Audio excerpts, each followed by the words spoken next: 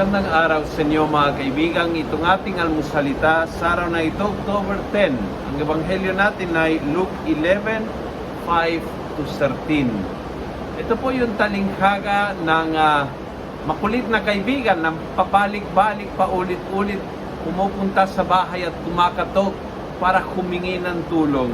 At the end, sabi ng gospel, I tell you, even though he will not get up and attend to you because you are a friend, yet he will get up because you are a bother to him, and he will give you all you need.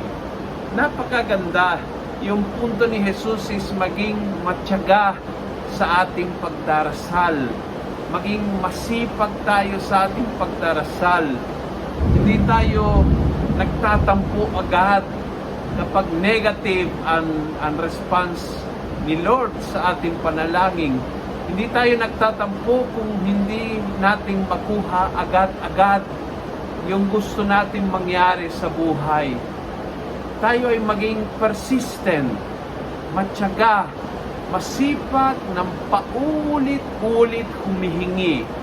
Dahil yung paulit-ulit ng humihingi ay, number one, nag-e-express ang ating malalim na desire.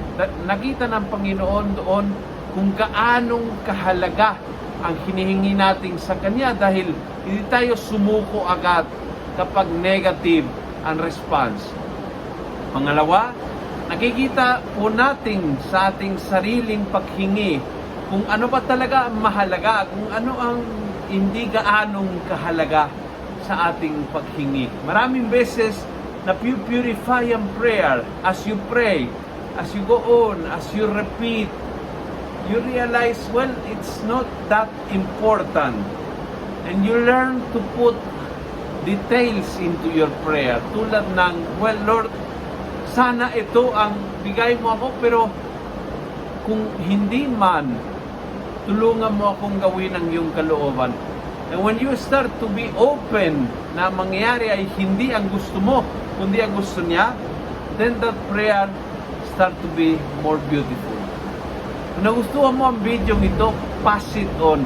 Punuin natin ang good news ang social media. Gawin natin viral araw-araw ang salita ng Diyos. And God bless.